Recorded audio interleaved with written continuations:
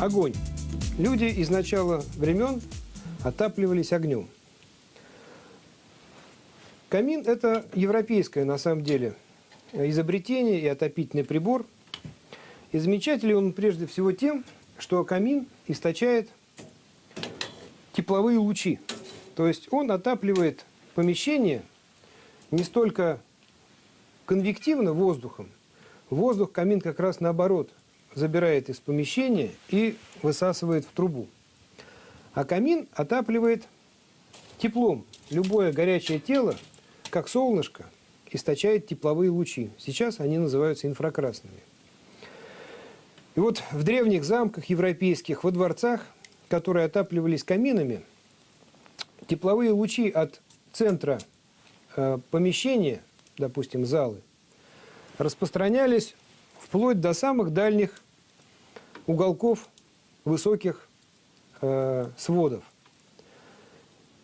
Произведения искусства, картины, гобелены, все они были облучаемы тепловыми лучами, они не портились и не гнили. Сейчас, когда в таких помещениях, во дворцах, в замках меняют отопление, лучевое каминное отопление, потому что, естественно, замки больше не топят дровами, на конвективное появляются проблемы с заплесневелостью произведений искусства, на них появляется плесень, в углах появляется плесень, потому что воздух имеет, теплый воздух, конвективный метод отопления, имеет совершенно другую технику и характеристики обогрева жилища. Так вот, лучевое тепло. У меня есть прибор, который называется пирометр.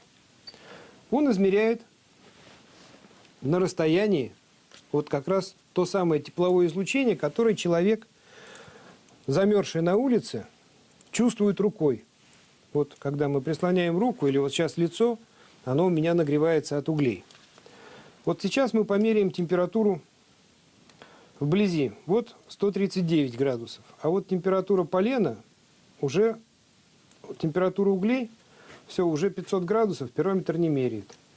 Сейчас еще раз. То есть на самом деле вот 430 градусов. То есть температура в топке может достигать от 400 до 800 градусов Цельсия. Топка вот с открытыми дверцами эффективно обогревает все помещение.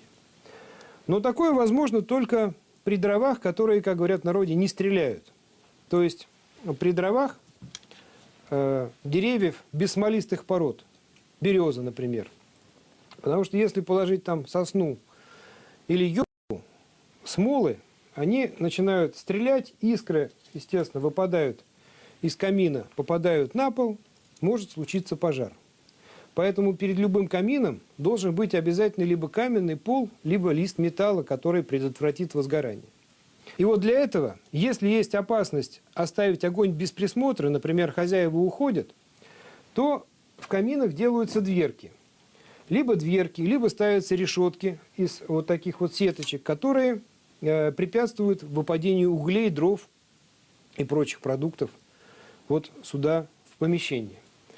Но следует не забывать о том, что когда мы закрываем дверки, то они, как экран, отсекают нам и отражают тепловые лучи назад. Вот эти дверки сейчас долгое время были закрыты, и они грелись. И вот мы сейчас посмотрим, вот температура этих дверок всего лишь 60 градусов Цельсия. И мы сразу видим, что тепла, того лучевого тепла, которое обогревало меня только что, стало значительно меньше при закрытых дверках. Поэтому дверки хороши и решетки хороши тогда, когда у вас дрова могут стрелять, выпадать из камина, или когда камин находится без присмотра. Если вы наслаждаетесь огнем и смотрите на огонь, я бы рекомендовал, конечно, иметь чистый огонь и иметь открытый чистый огонь. Но камин может быть не только источником лучевого тепла. Когда дрова прогорят, останутся угли, и прекратится горение вот таких вот и красных, и самое неприятное, таких фиолетовых газовых огоньков, Тогда можно будет закрыть заслонку. Вот здесь она находится сзади. Сейчас я продемонстрирую. И вот отсюда сейчас повалил дым. Но на самом деле, когда горение прекратится, повалит не дым, а повалит теплый воздух от углей, так что помещение будет обогреваться не только тепловыми лучами, но еще конвекцией, потому что огромное количество воздуха будет заходить внутрь топки, нагреваться и быстро выходить наружу. Так можно нагреть немаленькое помещение только на углях. В заключение хочется сказать, камин – это совсем не безделица, как думают многие. Это не предмет интерьера. На самом деле камин – это весьма эффективный отопительный прибор. Он отапливает лучами и, когда дрова прогорят, конвекцией.